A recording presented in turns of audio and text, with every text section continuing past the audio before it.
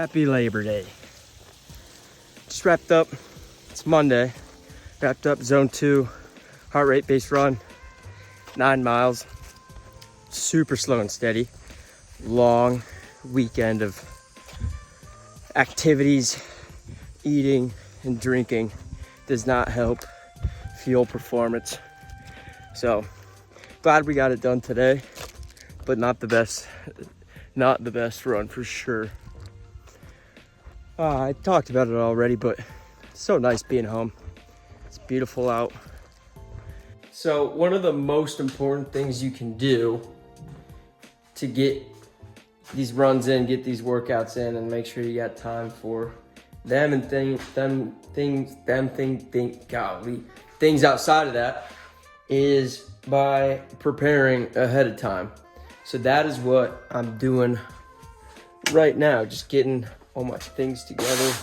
I'll show you what I lay out the night before. All right, so here's kind of what I got. It's gonna be everything I need so that in the morning when that alarm goes off, I can just roll out of bed, get going, get this run on the road. So first things first, you got your socks. Been working with that Icy Hot before and after my runs to really help with that Achilles tendonitis, and that thing's actually been a huge help. AirPods, audiobook. I got my hat just so I can keep hair out of face. I'm not a big hat guy, tell you the truth, but when I run, it's almost necessary. I got my little flip belt water bottle. I hate to say it, it's really not that good. It's kind of heavy, kind of weighs down your flip belt, but it's good enough. And I got a scoop of electrolytes in there. Just one plain water, holding my hand while I run. So electrolyte water, plain water. I've got 2 scoops of G1M Sport and a scoop of creatine in this thing, which I'll drink first thing in the morning. So I wake up, roll out of bed, start sipping on this, do a little bit of a warm up, get the blood moving a little bit. And this will be my breakfast most of the time. It's pretty early and I'm not that hungry. If I do wake up and I'm hungry, I'll have some like rice cakes with peanut butter, but basically pre-workout run. I've got my flip belt that I wear during the run. It's got some like slits in it, some pockets, and it's pretty comfortable. I used to have like more of like a fanny pack little thing, and it was kind of lopsided. This thing kind of goes all around. When you get sweaty, it doesn't stay on the best, especially when you got like this water in there and then your phone and then your keys. It gets kind of heavy, and when it's wet and sweaty, it expands. But I'm a fan of it a little bit. I think it could be a lot better. Sometimes my phone does fall out, which is pretty bad. So flip belt. I've got 3 goos. I've realized that the like fruit flavored ones, like banana, strawberry, berry blast, like are disgusting. So I actually kind of enjoy these like chocolate and caramel and vanilla ones. So got 1 for every 4 miles there. Ace bandage, wrap my ankle up with that Icy Hot. That's been helping the ankle a lot, just a little bit of support. My shorts for tomorrow, and then I'll wear my underwear to bed and throw those babies on and just get going for the day. So basically, that's what I've got packed before each of my runs. Now, if I'm going to the gym in the morning and I'm lifting, then I've got my workout clothes ready to go, pre-workout made, everything all packed up. That way I can just roll out of bed and get going. A lot of people always say, like, I don't have enough time to go to the gym every day. It's time consuming. I can't fit it into my schedule. It just won't work.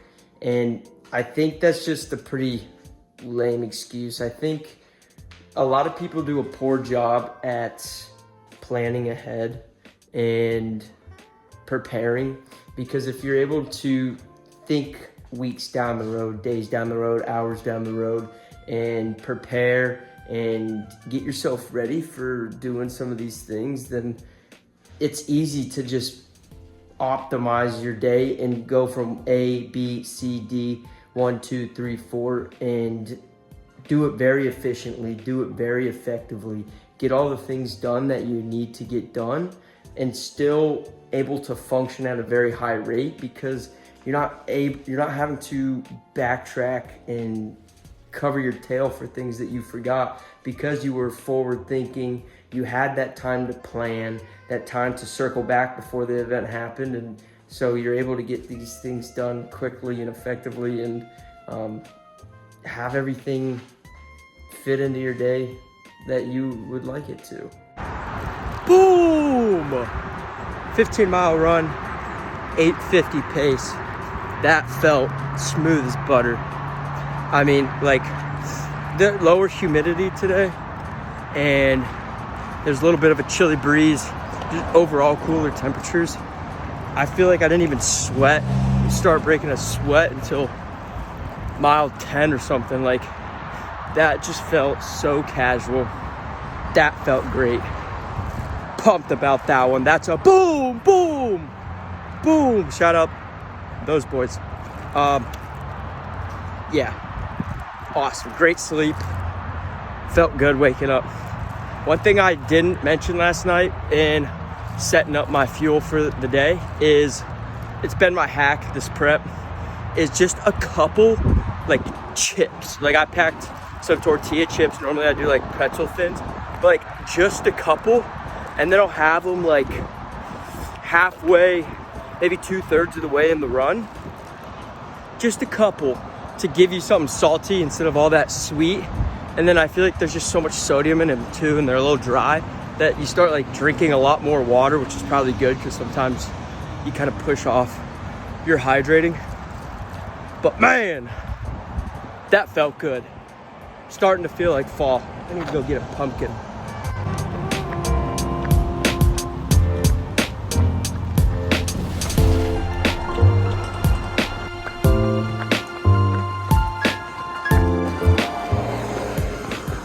I was feeling pretty down.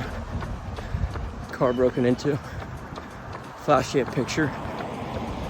Nothing was taken. But yeah, nothing was taken out. But I was pretty down in it, and then Brooke and I got home and went for a little bit of a run outside, and that always helps. So thank you, Brooke. Yep, it's my pleasure. Putting me through today's workout. But yeah. It is post-work on a Friday. We are about to go for our speed workout of the week. Coming off a really good 15-mile, I'm tying my shoe right now. 15-mile long run of the week. We had some perfect weather. I mean, we finally got some chillier temps, and that made all the difference running. Now, some of that humidity's back. It's a little muggy out, and it's later in the day, so this one might be a little interesting, but it is always good to change up your workout timing during training. Just different temperatures, different circumstances, so you can kind of get used to anything that comes your way, and you're not just dialed in at that one time of the day, but throughout it. Now, obviously, it's not like the best thing ever, but it is recommended that you throw in some different times that you train. We got some electrolytes, like half a scoop of electrolytes, a quarter scoop of pre-workout, half a scoop of G1M Sport in here. This was kind of just left over from my lame gym session yesterday that I drank it and then got distracted and didn't really do anything after that. So, kind of looking forward to this evening. I've got work tomorrow on a Saturday, finishing up some projects. And so I got to get up at like a decent time, really not that early, but I still got to get up tomorrow. So I don't even know if I'm going to do anything tonight, which is kind of why I'm fine with this evening run. Maybe we'll do see some friends. Maybe we'll just hang out. That was killer. That was a really good run, but I got in a dark place on that one and really fired me up. I was going last cool down lap before my final two speed workouts, and I was kind of going back and forth in my head about, you know, I'm pretty gassed already. Like, I've been doing pretty well on this run. Like, I can take it a little bit easier on these last two, or I was like, no, screw that, like, go hard. And I kept going back and forth, and then I finally came to the conclusion, and I remember this saying, and it's said so often, like, I don't even think anyone could really claim it, but do hard shit just because it's hard. And just went absolute ham on those final two. Glad I did too, right? Because the worst that can happen is you fail, but you fail forward. And if you go soft, like, you're just soft. I mean, that's all I gotta say to that. I don't know what else to say. But that was sick, fired me up. 10-mile tempo run done. Let's go.